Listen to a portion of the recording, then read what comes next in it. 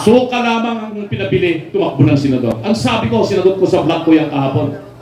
Totoo po, inutusan po akong bumili ng suka at bumili ako ng suka.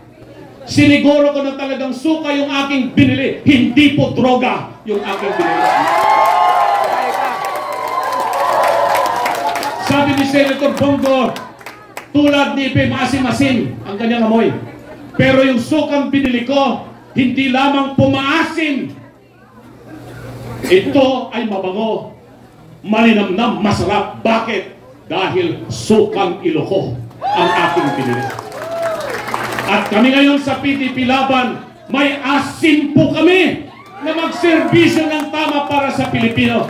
Kaya huwag po nilang maliliitin na kami ay bumibili lamang ng suka. Dahil yung suka na nabili namin ay maasim at iyon ang asim na gagamitin natin para malinis ang mga tanso at malinis ang mga piking ginto at malinis yung droga sa Pilipinas. Mabuhay ang PDP Laban! Mabuhay si PRRD! Mabuhay si Vice President Inday Sara! Mabuhay ang mamamayang Pilipinas!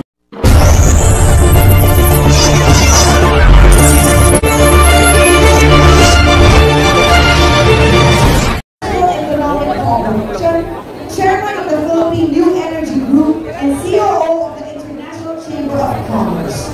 He recently finished an executive program of AI, artificial intelligence, financial technology, digital economy, blockchain, and crypto at the MIT. MIT ang pinakamahirap na sulit na eskwelahan sa Amerika. Ito ay sa Massachusetts Institute of Technology, ang kakatapat ng Harvard. Yes, at isa siyang cum laude sa University of Pangasinan. Tunay na Ilocano at probinsyano, totoo. Okay? Abogado, totoo, may puso at malambing magserbisyo. Malambing o lambing, di ba? Kaya nilalambing natin, di ba? Numero 34 sa balota, ang kabaka ng bayan at lambing natin sa Senado, Atty. Raul Lapino!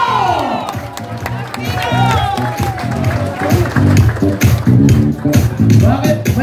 May kiss pa talaga, Torny, ha? May kiss pa talaga. Nagselo si Eric kagad. Salamat, Giselle. Matagal na kami magkaibigan ni Giselle for, hindi ko na bibilahin kung ilang taon. Magandang hapon po sa ating lahat. Naimbag na malem, kadagiti, kapatak nga Ilocano nga putput mo nga Ilocano. Masantos siyang araw, magsaray kaluyagan, tangkabaluyan, at Pangasinan. Maya pagkapanapon sa ating mga kapatid. Maray ahapon sa ating mga taga-Bicol. Mayong hapon, kaninong tanan. Assalamualaikum sa ating mga kapatid na Muslim. Buenas tardes sa ating mga kababayan dyan sa Zamboanga.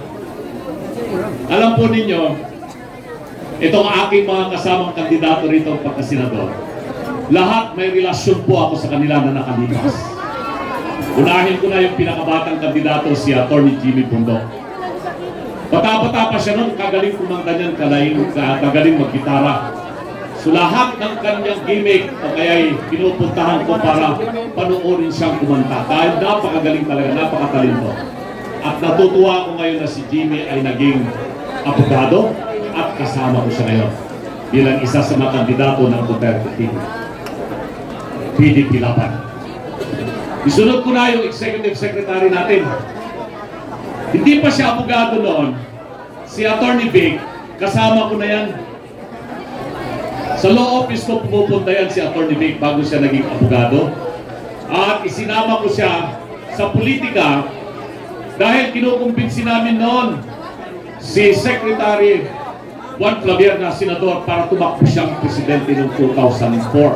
2003. Payag na sana si Senator Clavier na tatakbong presidente at kasama ko si Vic Rodriguez. Umikot kami dyan sa buong Northern Luzon para ikampanya na yung Juan Clavier for president. Ngayon, abogado na siya. At masasabi ko, tama nga ang sabi nila, yung teacher ay lalampasan ng estudyante. Kasi naging ordinary cabinet member lang ako ni PRRD, pero si Atty. Vic Rodriguez naging primus inter pares executive secretary. Si Philip Salvador, katulad ni Jimmy Bundok, ito yung sinasabi naming kandidatong senador na lover. Abogado niya ako.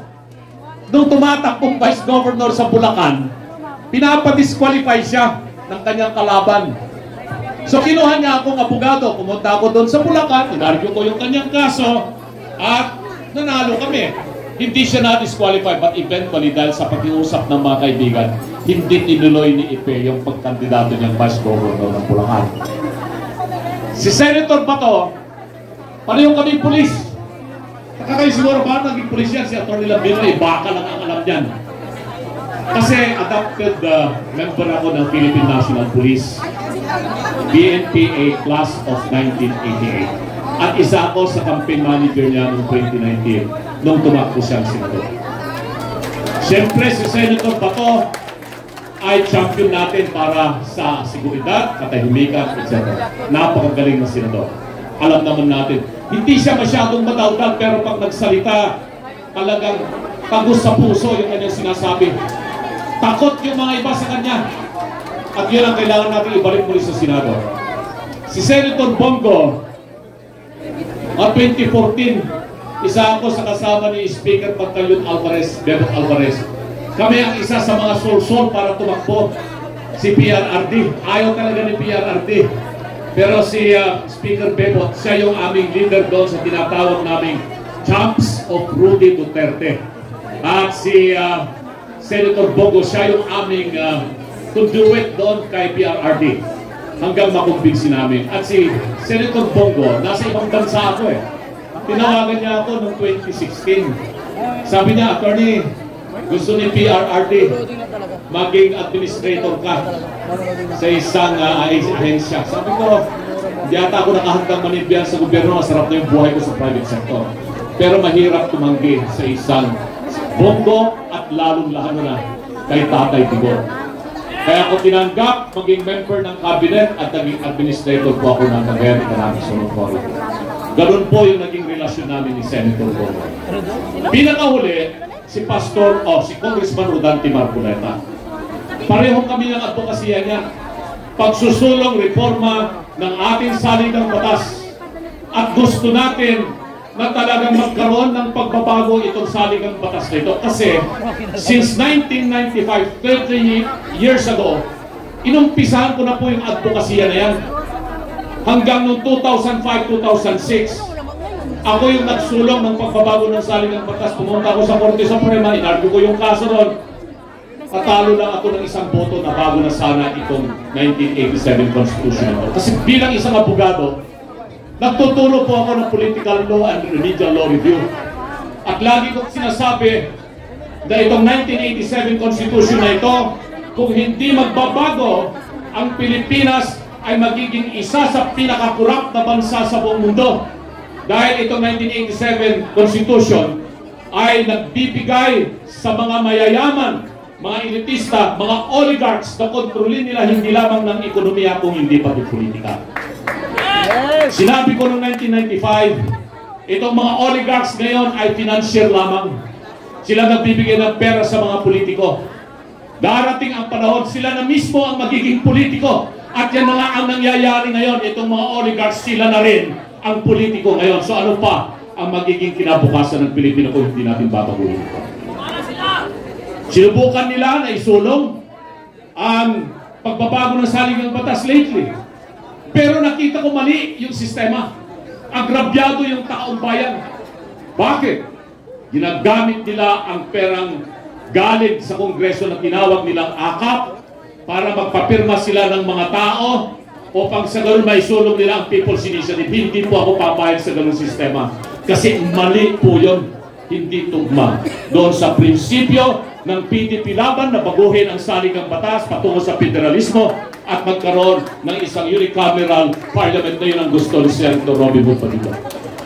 Kaya kasama ko yan si Congressman Rodante Marcoleta sa paglaban, pagreforma ng ating gobyerno. Panghuli si Pastor Apollo Kibuloy. Noong 2010, hindi rin po ako makatanggi. Bata pa ako noon. Imagine na 2010, 15 years ago, malakas pa akong pumalo ng golf. Single handicap pa ako sa golf noon. Pinatakbo po akong senador noong 2010. Alam ko, napakahirap, lalong mahirap. Kasi hindi popular yung nakaupong presidente noon. Negative yung kanyang trust ratings, President GMA. Pero tulad ng binanggit ni Giselle, ako po, isa sa karakter ko, masasabi ko, hindi po ako nang iiwan at ipaglalaban ang aking mga kaibigan. Tumakbo akong senador noon. Ang isa sa tumulong at nagbigay lakas sa akin na magpatuloy si Pastor Apollo Kibuloy. Dahil kahit alam niya pong mahirapan ako, hindi ako mananalo, inimbita po ako at nagpunta po ako sa King Audiency sa Davao. Napunta pa ako sa Tamayon, nakailang beses po akong bumisita. At yung mga instruction sa lahat ng mga media outlets ng SMNI, King Audiency sa buong Pilipinas, laging nandoon nakatutok po sa akin. Kaya maraming salamat, Pastor Apollo Kibuloy. So yan po yung relasyon ko sa mga 8 kandidato ng Team Duterte PDP Laban. Ano naman ang ginagawa ko dito ngayon? Ilocano ako. May sak na Ilocano ang kandidato under Team Duterte PDP Laban. Ganda kayo, nakabagyak, ilyak na Ilocano. Amoy no sinto tipot-podno nga Ilocano. Diyan may sanga, dahil tipuso nga na nakarakter tata. Dahil ka may ibagbaga nga Ilocano, handang amuag sa Ilocano datatahan na din makkel. Di tayo na kayo Ilocano. Ano ngayon ang dahilan kung bakit po ako tumakbo? Dahil wala po sa aking panaginip plano. Sabi ko, not even an impossible dream na tatakbo akong senador. Pero ano nga ba ang dahilan at nakumbinsi akong tumakbo? Una, dahil binababoy nila ang saligang batas. Hindi ko matanggap na kung babagoy nila ang saligang batas, hindi si tamang proseso. Pangalawa, doong inumpisan na nila na banatan ng banatan si BP Inday Sara na kung ano na ang mga lumalabas, tinira nila sa DepEd, tapos titirahin nila yung confidential fund. Alam naman po natin kaming mga abogado, merong circular yan ng Commission on Audit at meron ding executive order kung paano i-handle ang confidential fund. At dito, sa problema ng confidential fund, hindi pa tapos yung final audit eh. Meron lang notice of disallowance, ibig sabihin hindi pa nakukumpleto yung mga dokumento, pero nagtapos na yung taon dahil nga naibigay yung confidential fund, magtatapos na rin yung taon at kailangan gamitin yun.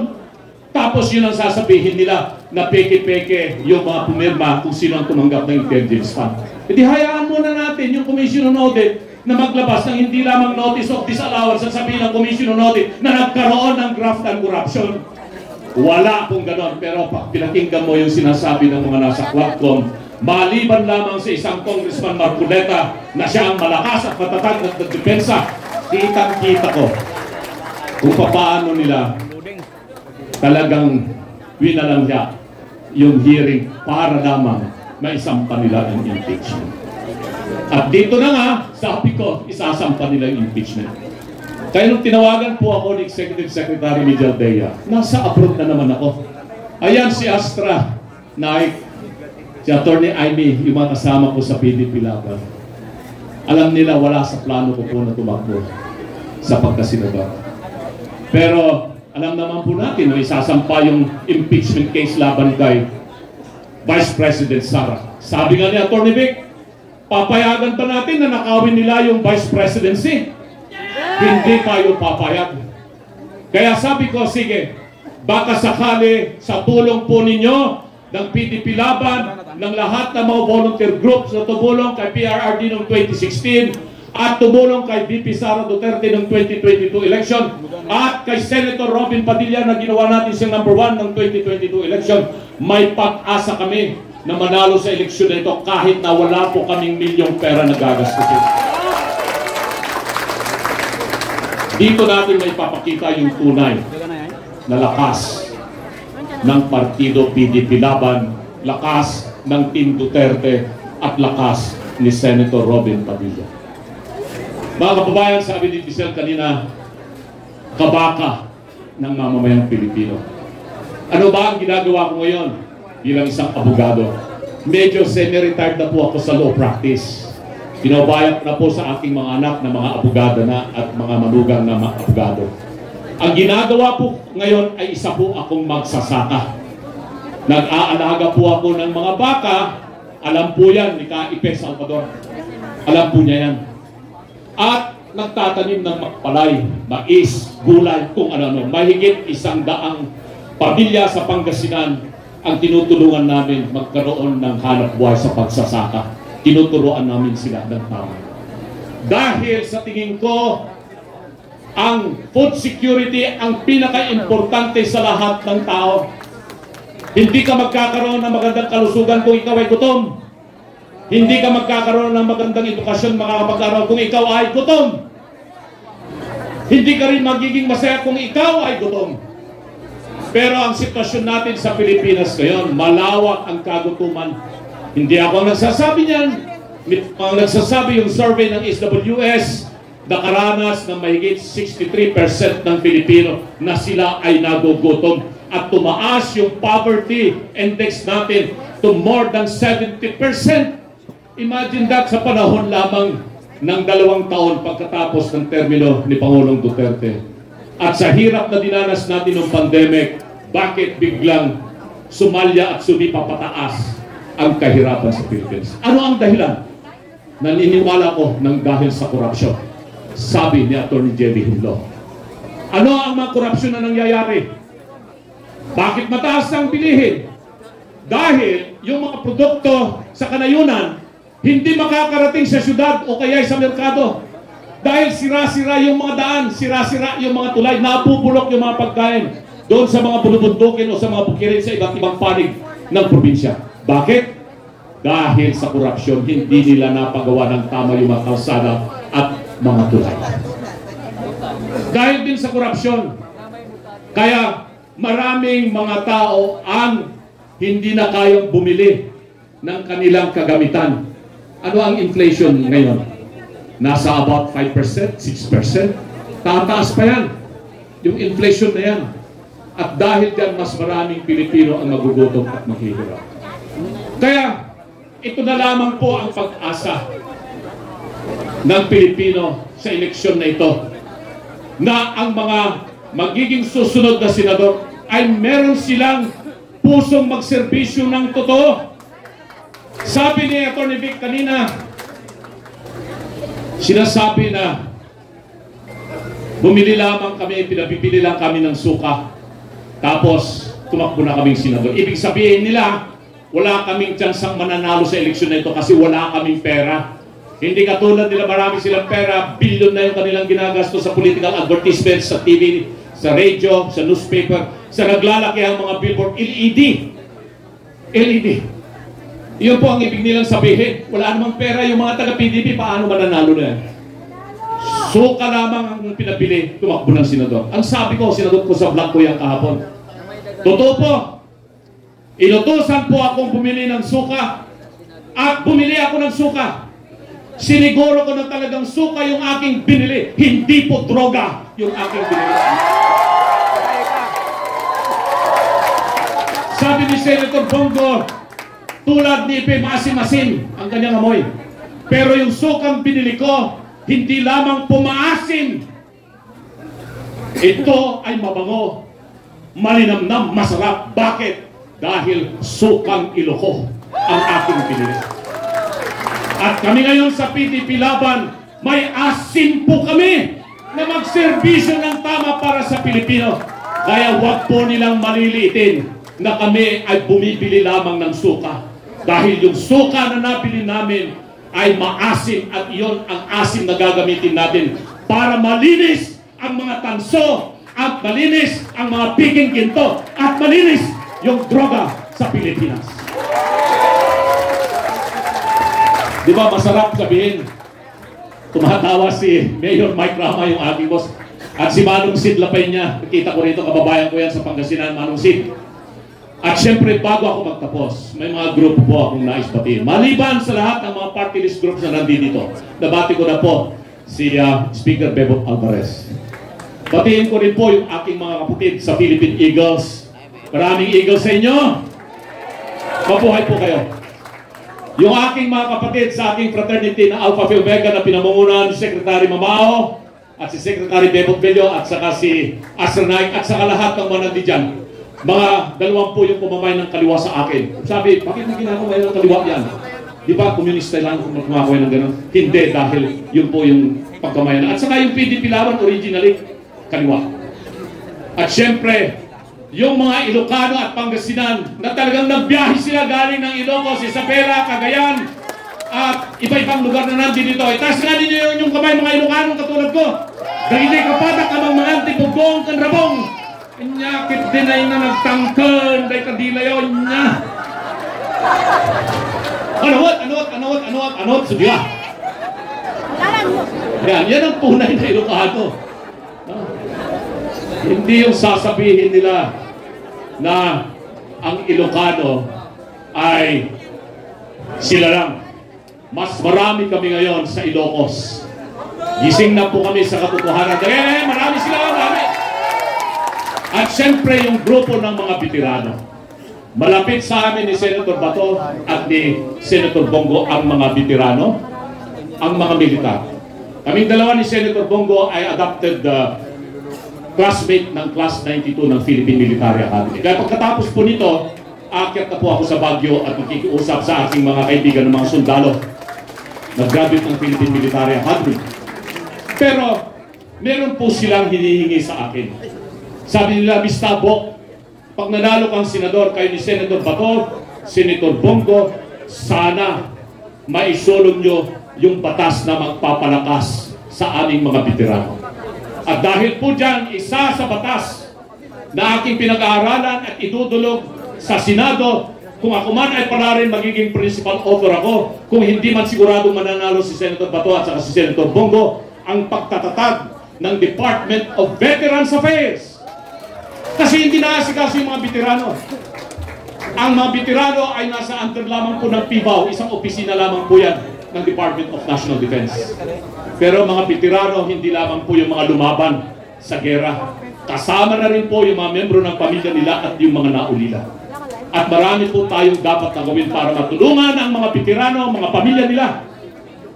Isa sa mga advokasya ni Senator Bongo ay Malasakit Center, Health Center, pagtatayo ng mga specialized regional hospital. Maigi siguro, dagdagan natin, Senator Bongo, nag-iisa lamang yung Veterans Memorial Hospital dito sa Quezon City.